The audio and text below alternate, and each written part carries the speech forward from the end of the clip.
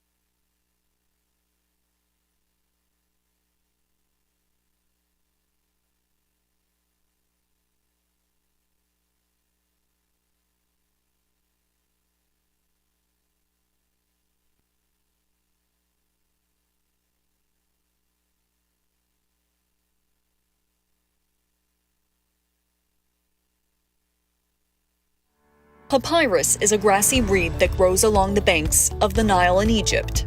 It can grow up to 5 meters tall and 8 centimeters thick. The tough outer rind is peeled away. The inner pith is peeled or sliced into strips. The strips are laid out in 2 layers in a grid pattern. They are pressed together until the layers merge, like Velcro, and then left out in the sun to dry, where they turn light brown. The resulting sheets, called kalamata, are smoothed out with an ivory or seashell ruler.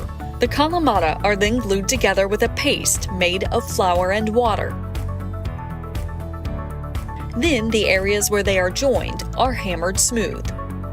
This forms a long piece of papyrus, usually 5 to 10 meters, comprised of up to 20 kalamata.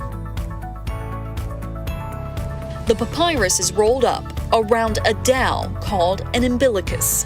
Portions of it are unrolled for writing. The first section, called the protocolon, is usually left blank. The ink seeps into the papyrus, filling in empty spaces between the fibers and changing the pattern of the surface. This can be seen here in a close-up.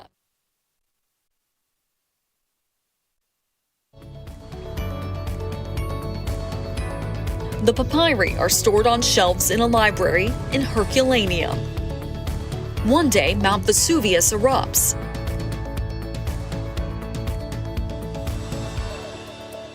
A surge of hot gas and mud from the volcano fills the room. The papyrus scrolls are deformed by the force of the mud, and they are carbonized in the heat. They shrink as they are carbonized. They blister in the heat. Some of the layers will fray apart internally, and they become fragile and thinner. Under more than 20 meters of mud, the scrolls are damaged but remain preserved. The ink is still present on the papyrus, even throughout the centuries that follow.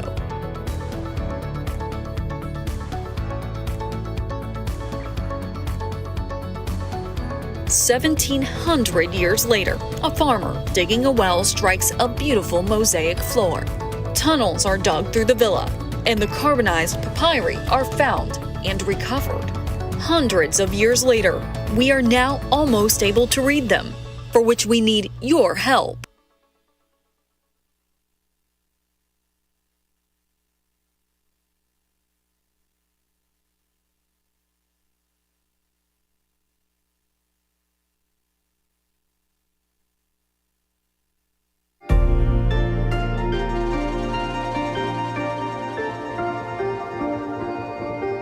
Virtual unwrapping was born from a vision that I had where we might be able to explore the interior of something without having to actually physically open it. And so how to do that was really a software problem once you take an image that goes all the way through the middle of something, like an X-ray. And the virtual unwrapping concept came from the software that would allow you to take that scan, that X-ray that goes all the way through, and look at it and unwrap it and unfold it without ever having to do that to the real object.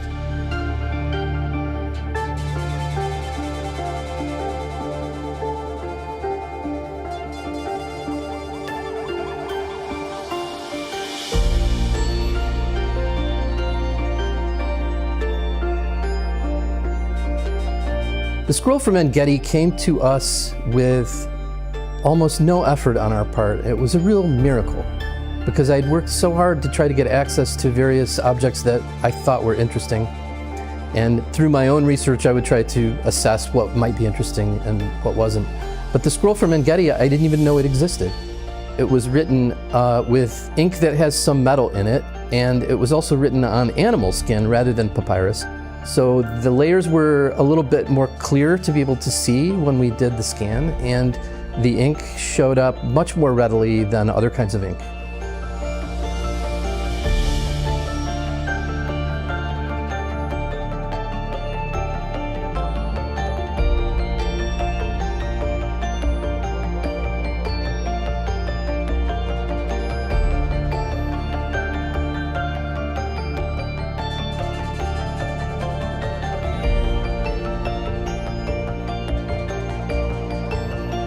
What we didn't realize at the time was that the papyrus from the ancient world was going to be much more challenging than the animal skin from the Dead Sea Scroll collection, just in terms of the technology. That turned out to be a huge challenge that, that stalled us for a while, and then we became reinvigorated because of the success of the scroll from En-Gedi. The scrolls from Herculaneum were not excavated in a way where they were pristine. I wish that were true, but in fact, had they been perfectly preserved, they might not have survived. The irony there is that the volcanic eruption that carbonized them, which is to say made them like charcoal, probably also saved them. It's just that now when they're pulled out from that 50 meters worth of dirt and they've been crushed and they've been carbonized, it's an extremely difficult technical challenge to then figure out how to actually read them.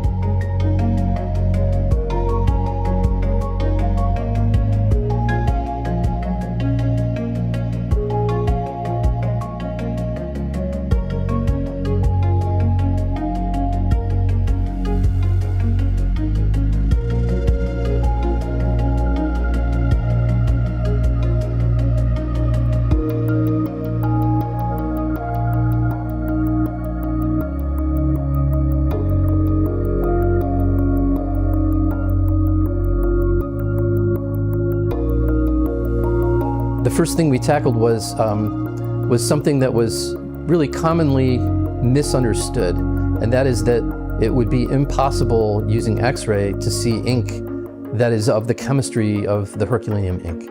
We put the ink from Herculaneum, an approximation, on examples that we could scan and then observe. And what we found is that the conventional wisdom was absolutely wrong. In fact, it was possible to see that carbon ink in the scans, but there were caveats. There were caveats like we needed more precision, we needed to be a little bit more meticulous in how we captured the data so that we would be able to see a very subtle layer of that carbon on the papyrus. And in 2016-17, there were some stunning developments in the AI community that were released and inspired us to give those methods a try at detecting these signals. And it all came together in 2019 when at the particle accelerator we were able to collect some outstanding data from Herculaneum material.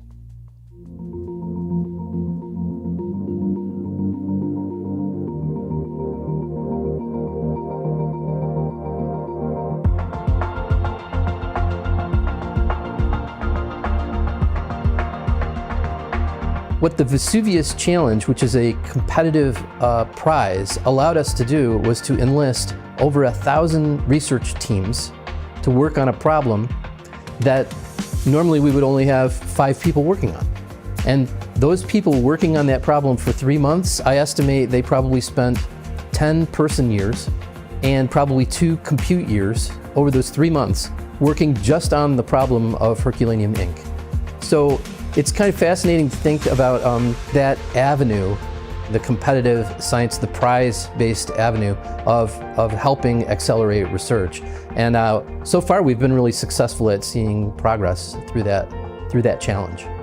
Probably in the 20th century, the biggest revelation of text from the ancient world was the Dead Sea Scroll collection from the 1940s and 50s. I think revealing Herculaneum with the size of that corpus in the 21st century would be the biggest discovery from the ancient world. I think there's a huge emotional component to that is powerful and also can really inspire people to not only learn and apply the science, but understand us a little bit better and understand our history. And so I've become really fascinated and intrigued by what heritage science is going to do in the coming decades. And if I can play a role here at UK in bringing that to students and also bringing that programmatically to what we do, that's what I want to do.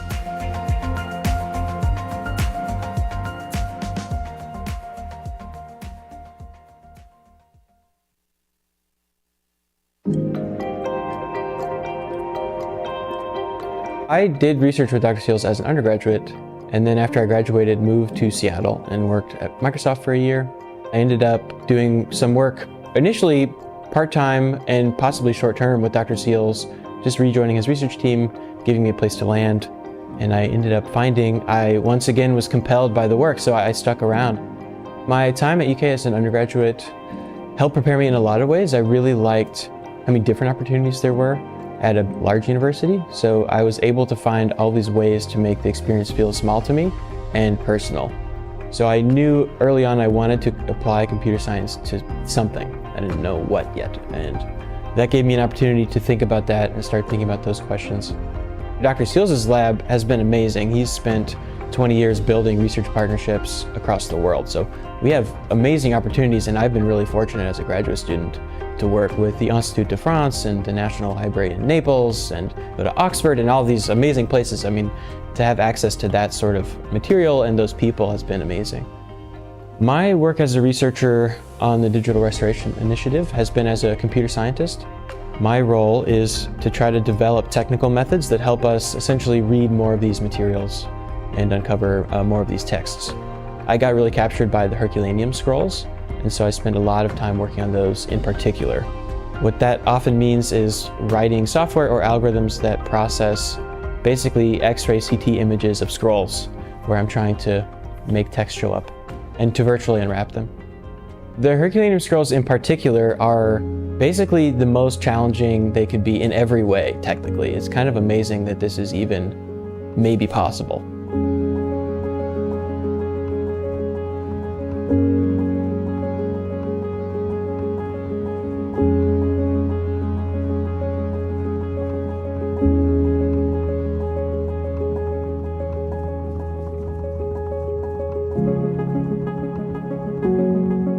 I've had the opportunity to be the first person to see some text that's been hidden for, in the case of these scrolls, 2,000 years. A human hand wrote this at least that long ago, and no one has seen it since then. And then I see it either sitting at my desk or in one instance on my couch at home. It shows up, I look at the results of one of my experiments and there it is. So far, 2 Greek characters. It's the first 2 that we've gotten after many years of working on this research problem. And actually they look like the letters H-I in English. It looks like it says hi. It's written in Greek, so it doesn't literally say hi. But visually it looks like it says hi, which I think is hilarious. That we've worked on this for so long, and that's the first message we get is someone saying hi from 2,000 years ago. The Vesuvius Challenge is a unique opportunity thanks to Nat Friedman, Daniel Gross, and some others who came to us with the idea, and they had developed an interest in this work and were interested in helping us accelerate it. We released a lot of our code and methods, so we made those open source and we invited people to build on them and contribute. First of all, to test and sort of reproduce and verify our results, to confirm that our findings are accurate, that there is indeed ink in these CT scans, and then to help us move it forward. It's been amazing for me to be able to work with Dr. Seals and his research team. He's supported me to pursue this research problem pretty openly, which I think is hard to do at times. He's allowed me to chase whatever direction I felt I needed to pursue on the technical side, and then he's enabled this work. So he's put a lot of his time and effort over a period of decades to make this work possible at all. He's an important personal mentor to me, and yeah, we'll be close for a long time. Machine learning generally, the last year or 2 have been hard to believe. The pace has been absurd. Things are moving really quickly. I think we're seeing across the board that a lot more is possible than we thought, and that it might happen sooner than we thought. And it's on the threshold of being possible in so many ways that it's kind of a miracle that this is doable and that we all believe this is possible. And then, to reveal the text to the world, that'd be amazing.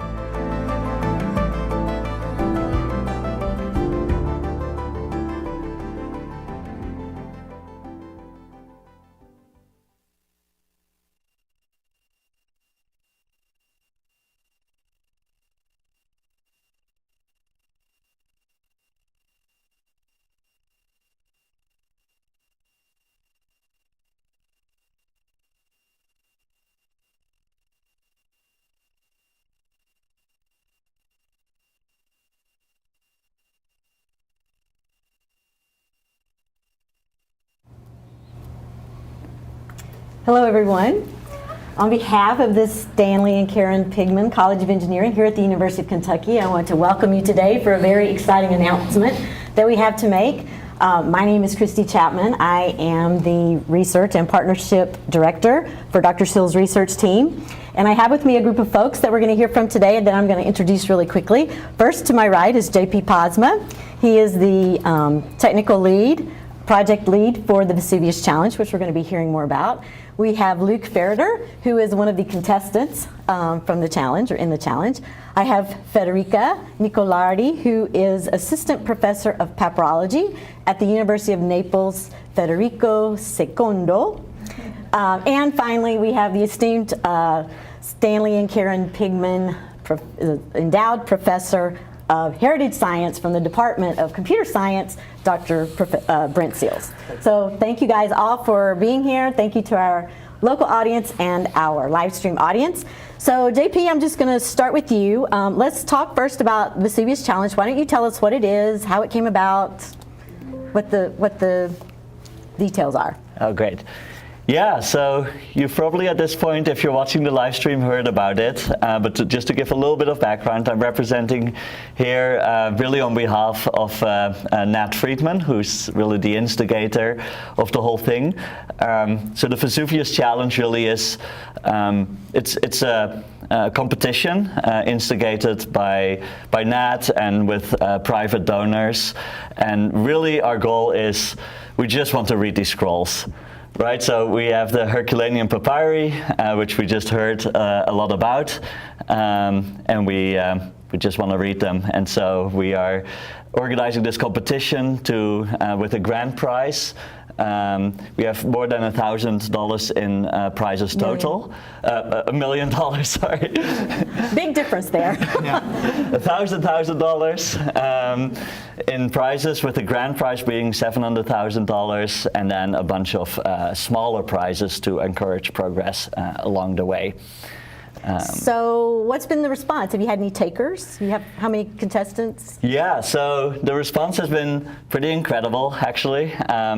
We've had sort of on and off for the different sub-prizes, different groups of people coming to the fore. I think the biggest group that we had was for the ink detection challenge, where we had I think more than 500 teams that actually beat the baseline that we had set originally, and I think maybe like 1,200 teams in total, which is just incredible. Yeah, we see here you have almost 1,500 members on your Discord channel, so that tells you how much engagement, you actually have. So you mentioned the first letters, or not first letters, you mentioned the Kaggle competition, so there have been some interim prizes, so tell us a little bit about the prizes that you've given out so far. And yeah, so we've had several prizes.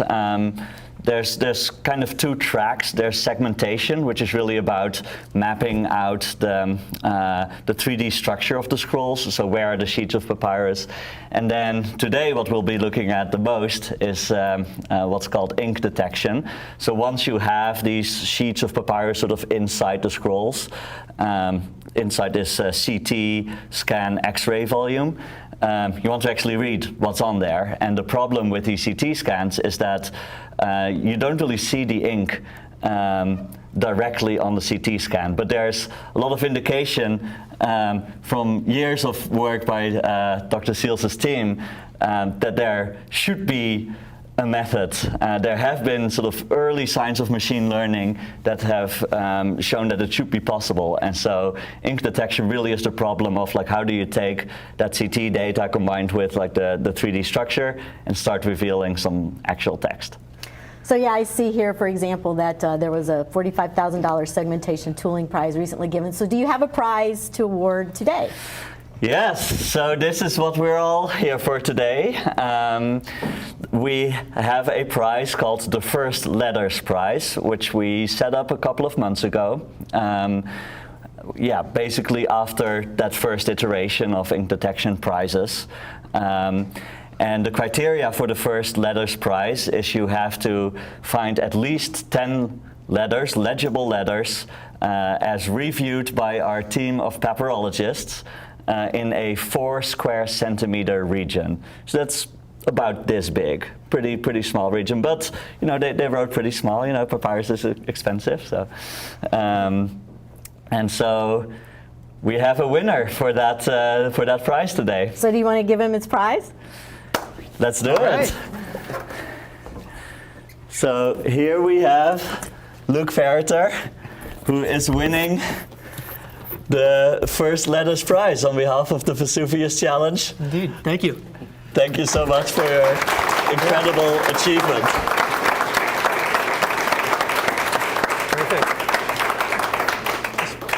Perfect. Awesome, yeah. Thank you, guys. So, Luke, will you take a look at what you found? Yeah, Is that all right? absolutely. Ta-da! So how does this feel? I mean, you've revealed text for the first time from something that was written 2,000 years ago. You were the first person to see these characters since the eruption of Mount Vesuvius in AD 79. So what did you do when you first saw this on your computer screen? And where were you? What happened? Yeah, so it's kind of a funny story. I've been working on this challenge for a very long time, since it basically launched. And you know, one night, late Saturday night, I was actually at a party. It's funny. And I got a text from someone else on the Vesuvius Challenge team. And they said, hey, we've just uploaded this new flattened piece of papyrus. Seems kind of interesting. It's got these patterns that we've been talking about. So I'm like, oh, that's kind of interesting. You know, I pull out my little phone, you know, imagine music blaring. I'm just sitting in the corner, right? And I type in, you know, please run the algorithm on this new flattened piece. And I just, you know, turn off my phone, don't think about it. But then I'm walking home, you know, again, this is 1 a.m. late at night. And I pull out my phone and I see these letters. Not as clear, but I saw these letters. And I just completely freaked out. You know, I freaked out. I, you know, almost fell over, almost cried. I took a screenshot. You know, I immediately sent it to JP, who sent it to everyone else. I sent it to my family. My mom called. She's like, hey, like, this is the first thing you've sent me that really looks like letters. Like, this is really cool.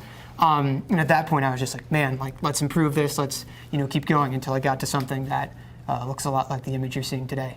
So tell us a little bit more about yourself. I mean, obviously you must have a Ph.D., right? Because this is a very accomplished feat that you have achieved. Yeah, I'm actually an undergraduate at the University of Nebraska. I'm 21 years old. So, yeah, I've been moving along along the way. Thank you very much. So what else do you do in your spare time, assuming you have spare time? I mean, we heard you go to parties, but you're still checking on your contest work. So what else do you like to do? Or? Yeah, I try to stay active with the Vesuvius stuff. But for kind of the first part of the challenge through July, I was interning at SpaceX and just kind of doing this in the evenings and weekends. I try to work on other projects too, and you know, do school and sometimes go to parties. So. So this is just an intermediate prize again. JP mentioned the grand prize. What do you think about that? Are you going to go after the grand prize? I mean, what do you think you need to do to win, and do you think you can really do it? I absolutely think it's doable. You know, you look at this image, you can see a bunch of other letters peeking out. These ones with the boxes are ones we've kind of really confirmed. So you just got to take this, iterate, work really hard, lots of experiments. I think it's very, very doable. There was also a second place winner, right, JP, in the first letter prize? This is him. You want to tell us about Youssef? Yeah, so a little after Luke made his first submission, and we were still, you know, working with a papyrologist to validate it, really make sure it's legit. We did this whole technical review, so all of this takes a little bit of time. And suddenly Youssef, who we first heard about when he actually won a smaller prize a month ago or so, actually for a technique that he ended up using for this prize, he made a submission of the same area, believe it or not, and it was even clearer than Luke's. And so we are very delighted to award him the second place prize to the First Letters Prize. Yeah, because first place is first person. Yeah, it's the first person. It's like the first letter, so you gotta get in there. But there was always first. a plan to have the second prize. Yeah, and then the second prize was for the person who would make the discovery after the first one, and so Youssef did. Yeah, so unfortunately Youssef couldn't be here because he's actually in Germany right now. But I think we have a special message from him. Yes. That we're gonna hear. Yeah, let's roll that. Hello everyone, I'm Youssef Nether and I'm really happy to accept this First Letters Prize. This past month has been really incredible working on this, and from the first moment the letters showed up, it has been amazing working with everyone on the project and getting this far. I'm really excited for what's in store, and I can't wait to work more on this. So hopefully you'll be seeing more great results soon. Thank you. So, Dr. Seals, now to you. How do you feel when you see this? I mean, I looked back at you yesterday. We've had a 2-day symposium talking about the project. I looked back at you yesterday when Federica was explicating some of the images, and I think I saw you getting a little emotional, maybe. There's some emotion, yes, of course. I mean, it's exciting to see an undergraduate competing. We love undergraduate education here at the University of Kentucky. I have my own undergraduates in the lab here, so that's an inspiration. I'm also sitting next to one of the world's eminent papyrologists who's going to read for us in a minute something that people said you would never be able to read because it's too hard to extract the text. And yet today we're talking about that, exactly that. So let's go back a bit. These scrolls are from an ancient library, like we've said, 2,000 years ago. They were excavated some 250 years ago, and a few were physically opened with somewhat disastrous results. But these are actually still closed up. So you thought you could actually use technology to read these even though they can't be opened. I have a picture here of what some of those look like. When you go to a collection like this, so iconic, on the Bay of Naples, you look across at Vesuvius and then you see this material, you have one of two feelings. One is run away because it's just too scary and hard, and the other is to put on the lenses, right, of a problem solver, the lenses of an engineer, of a computer scientist. When I looked at that material, what I thought is, how can we solve this problem? So when did you first try? In 2005, when that picture was taken, we were trying to get access. It took us until 2009 to be able to be ready, to be able to take our first images of a scroll. And that happened in partnership with the Institut de France in Paris. And this picture shows one of the scrolls that they have from Herculaneum in their collection. Okay, and this is another one, right? This was one of the iconic photographs that we took when we were there in 2009. And that's a photograph of the exterior of the scroll, so you can see exactly what these things look like in close-up. But what we were after was the scanning of the interior of the scroll so that we would have a chance at reading the letters inside. We brought a machine into the library itself, and they graciously partnered with us to allow us to make those scans possible. So are the contestants in the contest, are they using this data from 2009? Well, so what's really interesting is that we collected that data in 2009, but it really wasn't good enough to be able to do with precision what we wanted to do in terms of reading. So in fact, that was a seminal moment in the life of this project because we collected the first data, but it led us to be able to collect the next data, which happened in 2019.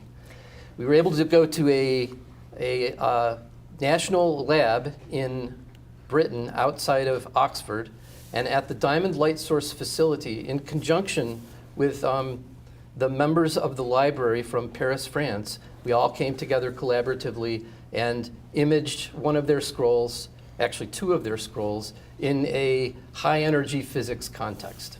So this doesn't look like that black thing we just saw. So what do we see in this picture? What's happening here is that we're fixturing the scroll, which is standing on its end inside of that case.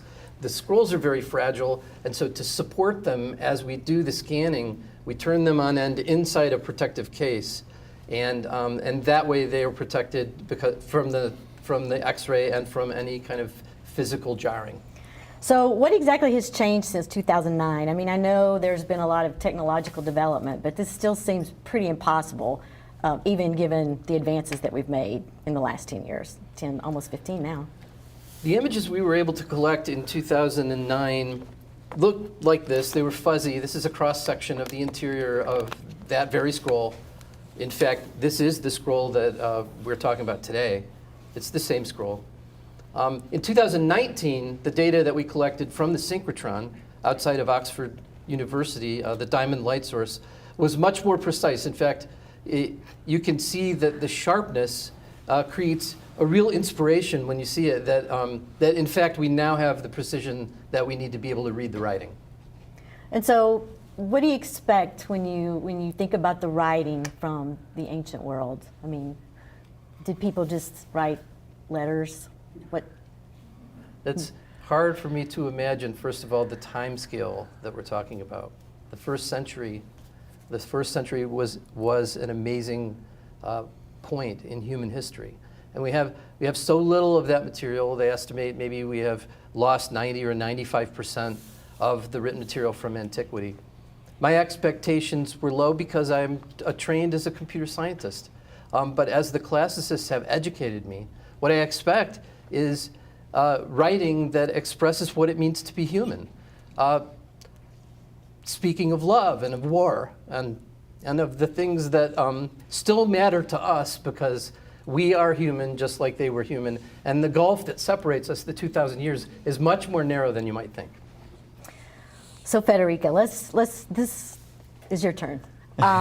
So let's go back and we'll talk about the image here.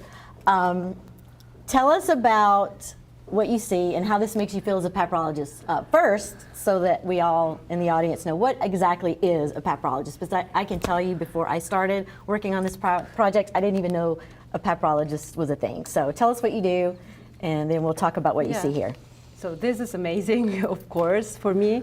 So papyrology is a discipline that requires different skills, different competencies, different knowledge, because it requires you to work on ancient artifacts from various points of view. So you have to consider the script, the handwriting, the material artifacts. So you're using paleographical skills, and then you're also looking at the context where the papyrus was found, if you had the chance to do that, if you have the opportunity to know something about that context. And then you have to look at the text, read the text, try to understand it and interpret it, and also comment on that. So you're using different skills like paleographical skills, but also philological skills, and then you have to know a lot about literary texts, of course. In the case here, we're talking about literary papyri, of course.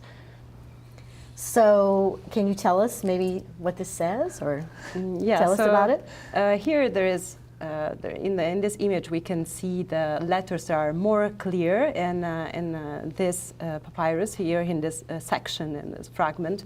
And the most striking word is, of course, the one in the second of the three lines where we see letters highlighted. And this word is very special, actually. We had the luck to find a complete word in here, which is very rare, actually. We could also have expected to find words like "and," "the," that, something like that. But here we have found the word "porphyras." And porphyras is the genitive case of the word porphyra, and it can mean like purple dye or even purple clothes. So we don't know the context here, but the very fact that we can read so clearly letters from the inside of a scroll is really incredible. And we have the potential here to read an open scroll. That means an untouched, an intact scroll, a scroll that was not damaged by the opening procedure here. Because the fact with Herculaneum papyri is that they were not only carbonized and destroyed or damaged by the eruption of Mount Vesuvius, but also by the different unrolling attempts that came after the discovery of the papyri. So in this case here, the text was very much preserved by the intact scroll. So that's very amazing. That's really amazing. So purple. Mm-hmm. So what do you think about finding the word purple? I mean, is that a common word that you found so far in other open papyri, or? It's not so common, but it's a word, it's a Greek word that we could find. Of course, we don't understand the context here for now. I am very confident that we'll be able to know more about it. So it's very difficult to say why we have this word Well, do you think it's a new text, or do you think it's probably a copy of something? No, I would say this is a new text, because one of the reasons why the Herculaneum collection is so unique and so special is that it preserves works that are not known, not transmitted by the medieval tradition. So this is one of the reasons why we are so excited in reading the text here, reading letters from the inside of a scroll, because we know that this text is completely new and unknown. So this is really striking here. Very exciting. So this is a really small amount of words. What do these scrolls usually look like? Like, do you expect to have more words than this? Yeah, much more than this in the whole scroll. I mean, the column width may be not so different, not so far from that, but the total length of a scroll must have been something around 10 meters, 12 meters, perhaps even 15 meters in the Herculaneum collection. So we usually find even big scrolls there. Yeah. I'm going to go back just a second here because I want to talk about the fact that things move really quickly in technology. So this was when, Dr. Seals, and you want to tell us a little bit about this before we move on? Yeah, my student, now Ph.D., Stephen Parsons, defended his thesis in August, and he filed it with the University of Kentucky. So you can now find this thesis as the most definitive compendium of research on this work that is currently available. And this is Stephen, and this was done in August. Stephen's here with us today. This was done in August, and then Luke, you submitted your prize, your submission when? I believe early, mid-September or something like that. Okay, so between August to September.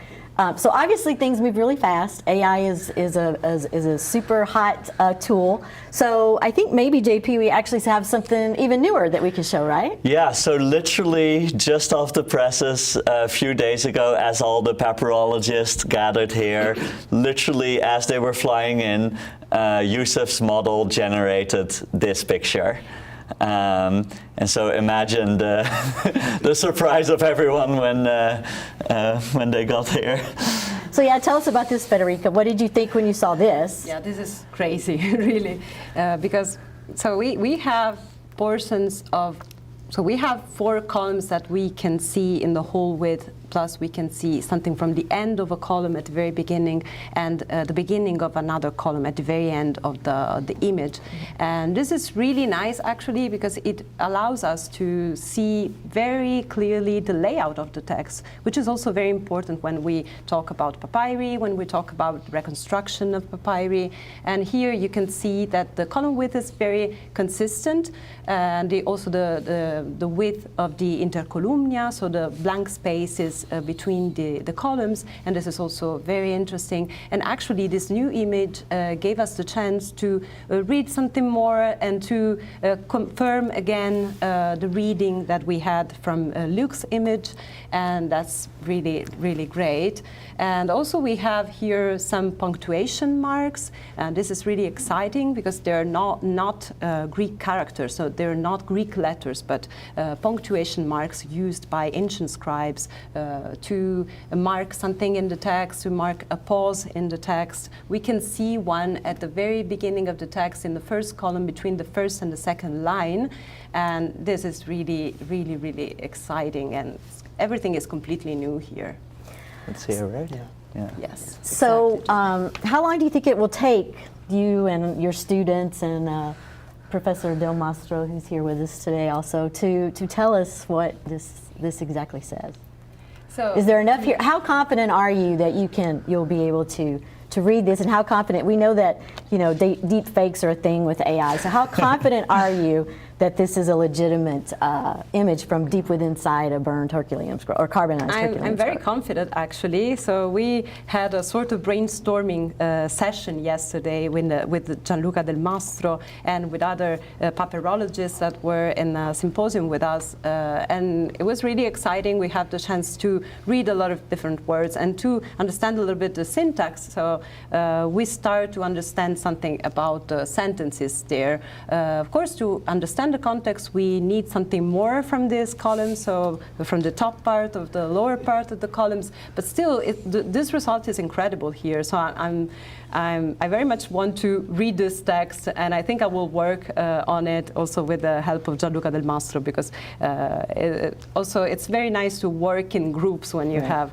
a papyrus to deal with. And I have the fantastic opportunity to have a great team of people that can help me do that. We can work together. So you know most of them. Yes, they're wonderful. So Luke, what did you do Tuesday night after you saw this? Yeah, so I saw this and I was like, it's like someone had broken the 4-minute mile. I'm like, this is possible. So I have just been working nonstop to both replicate and then surpass this with USEF. The grand prize is in sight. It's really exciting. Yeah, I was going to say, I think I saw you leave the reception we had after our Italian friends arrived with like an armful of Diet Cokes. Yes, because he was planning to stay up all night and work on it. So, JP and Luke, you believe you can read the rest of this scroll, right? Once that is done, what happens next? I mean, the contest is over and that's the end? Yeah, so, well, first of all, the race is on now for the grand prize, right? Just to reiterate, $700,000. If you think you can use these techniques to read everything, go and get us more columns, right? Like they will be very happy with that. And then, of course, there's like hundreds of more scrolls that we have today that could be scanned. At that point, once we get to the point where we can really use these techniques, it all becomes a matter of like scaling up these techniques, and at some point there might be more. Maybe maybe people can talk about how what we think might still be in the ground. Yeah, so the end of the contest is really just the beginning. Exactly, That's what you're saying. exactly. So we're going to take some questions from our audience, both here, if you have a question, and also our audience that are watching on the live stream. And I do have a question, actually, about that exact thing. Are there more more scrolls still underground in the city of Herculaneum that will be recovered and scanned? So who would like to answer that? Federica, maybe that would be a good one for you. So this is actually a difficult question about the scrolls in the city of Herculaneum. So the scrolls that we still haven't found. I think it is definitely possible that there are still scrolls in the ground. So I think it would be great to know more about that. Now that we know we have the technology to be able to read them, what I can definitely say is that we have scrolls to be read in the library. We still have about something between 400 and 600 unopened items, unopened objects in the library. I say objects because they can be intact scrolls, but also fragments of scroll that haven't been opened. So we have a lot of materials we can work on, and having more of them from Herculaneum would be great, of course. So are they still excavating in the city of Herculaneum? Or in the city of Herculaneum, yes, not in the villa right now. Okay, so the villa is the place where the papyrus scrolls were located and were found. So they're doing excavations elsewhere in Herculaneum, but not this particular place where you think, or people think there might be more scrolls. There might be more scrolls. When yes. was the last time there was any excavation of that site? Does anyone know? At the beginning of this century. Okay, so we also have another question, actually from contestants, or a potential contestant maybe. For those of us with coding background but no experience with machine learning, are there roles we can help with, like documentation or anything else? Yeah, that's a great question. So we haven't announced any more prizes quite yet, but we are planning to. So if you look back at like the progress prizes that we've had in the past, some of them are focused on machine learning. Others have more to do with computer graphics. There's like all sorts of different things that that you can help out with, and we do intend, without me saying exactly what the prizes are going to be quite yet, but we do intend to have like fairly open-ended prizes going forward, because there's just a lot of different things that need to happen, that all need to come together to be able to read a full scroll, and so we will need a lot of different techniques and so on. So stay tuned to scrollprize.org. Yeah, stay tuned, get involved. So, Dr. Seals, I have a question for you. A few years ago, 2015, 2016, there were a couple of other papers that came out with some text from within a Herculaneum papyrus scroll. So tell me how this is different from what those discoveries suggested. Yeah, that was a really interesting moment because we were able to see other groups saying that they were reading Herculaneum, which was something that I always believed was possible. The 60 Minutes piece that gave the project a lot of visibility kind of highlighted that moment. And in that piece, I said that the writing should be systematic, things should line up, you should be able to read it. I wasn't seeing that in the work of those colleagues at the time. But what I know to be true about this work is that it is extremely systematic. And Stephen's Ph.D. thesis elaborates on the system that we are using to ensure that this is technically correct and that the papyrologists have no choice but to accept it as a legitimate and authentic text, because it is. Well, okay. I would also like to add to that, we've done extremely thorough technical review on our side, on the prize side, and we have a team of 6 papyrologists, including Federica, who have unanimously come to the conclusion that these letters are indeed what we think they are. Yeah, independently. Federica, so what does this mean for the field of papyrology, do you think? I mean, this is pretty exciting, and like I said, probably a lot of people don't know what papyrology is. What do you think this might do for your field? I think this will be a great revolution, not only in the field of Herculaneum papyrology, but in papyrology in general, and also in the field of literary studies, because of course this will produce new texts. So this will be extremely important for all people, for all scholars interested in antiquity. So I think that will be a great breakthrough in our field. What about, this is Greek. Someone asked from the audience, are they all Greek? There are also some Latin papyrus. Okay. Also from a statistical point of view, we were probably expecting a Greek text because we find much more Greek text than Latin in the Herculaneum library. But there are some Latin texts. The particular thing about the Greek ones is that they are part of a specialized library, so a library where we find philosophical texts, mostly connected to the Epicurean school. And this could also be a part of that. So we think that this may be a philosophical text, probably an Epicurean text, and we will have the chance to confirm it, I hope, very, very soon. For Dr. Steele, someone wants to know, how will the images be made available to the public? Do you want to talk about that? Right now these images are open through the contest, and the contest is giving the data that is the foundation for this work to any contestant who's willing to sign the agreement that we have in place. It's unclear right now exactly how the images will be distributed ultimately to the public. We're probably going to embargo some of the images so that papyrologists can have a chance to analyze them and process them. I want to acknowledge that we do have stakeholders who own this material and have so kindly allowed us to make images of them. And so I know that they are also very, very excited to see, after their partnership with us, that this is coming true. And so we'll be working with them on a framework for how we're going to disseminate the data. Someone would like to know what percentage of the papyrus is represented by Yusef's image here? Is there any way to guess?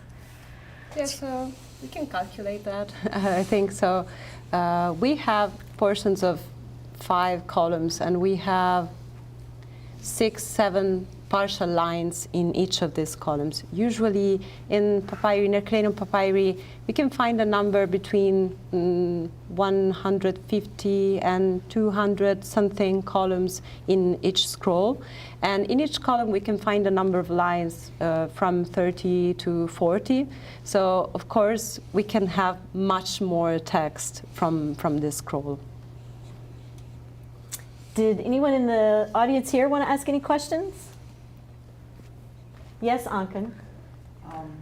Seeing Yusef's scroll, what was the reaction first? I mean, what was the first word that came to the mind of Dr. Seals or anyone who saw the scroll, Yusef's output? The first word that came to mind. So the question is, what's the first word that came to each one of you, your mind, when you saw this? Like the first word that popped in your head when you saw this image. Probably the revolution or breakthrough, something like this. Yeah. Yeah, it was absolutely mind-blowing. Mind-blowing. I couldn't find words. There weren't words, but there were a lot of eyeballs on that. So yeah. Yeah, it was pretty funny because as the people, as we went around and showed the papyrologists who had just arrived from Italy the image, it was a pretty interesting response. They immediately started trying to read it on these little cell phones. You know, it was pretty funny. Yeah. Does anyone else have a question? But my word was already? Oh yeah, that's a good one. Yeah. Sydney? So you guys have all been working on developing and refining this process of unrolling and reading these scrolls virtually. Do you plan to use that process on scrolls outside of the Herculaneum set? So the question is, we've been developing tools just for Herculaneum. Are there any plans to perhaps use these tools on other objects? These tools can be made to be more generic, that's for sure, and there is more material in libraries and museums. When you put on these goggles that allow you to see damaged material with new eyes, you find that there are other really intriguing pieces of material that I do believe these techniques will apply to.